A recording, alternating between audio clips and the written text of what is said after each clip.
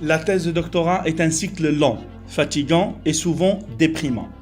Ce cycle va tester tes limites et tu découvriras un contexte nouveau où tu vas être appelé à assumer presque toute la responsabilité. Et ça, en lui-même, est un grand challenge.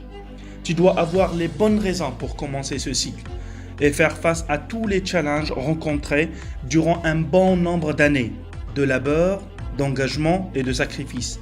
C'est fait pour être difficile et sélectif de toute manière. Durant au moins 4 ans, tu vas faire face aux résultats qui foirent, au manque grave de la motivation, à la feuille blanche, à des problèmes de communication, etc.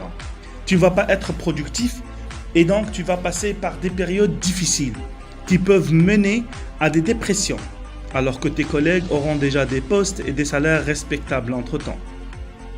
C'est un peu déprimant.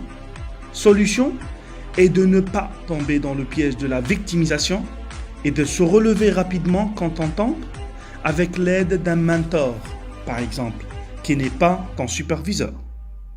Ce dernier, faut savoir qu'il n'est pas ton babysitter et que la communication devrait être toujours au top avec lui. Tu dois être positif et constructif, même dans les situations les plus délicates.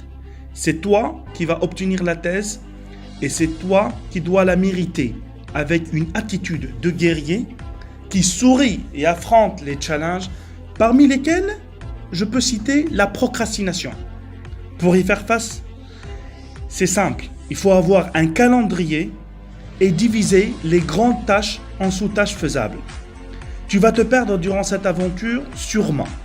Alors un bloc-notes dans lequel tu noteras tout ce que tu as fait et ce que tu n'as pas fait va t'aider à te retrouver plus rapidement.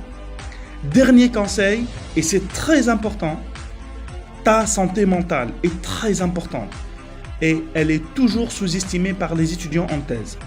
Ton corps devrait bouger et être touché.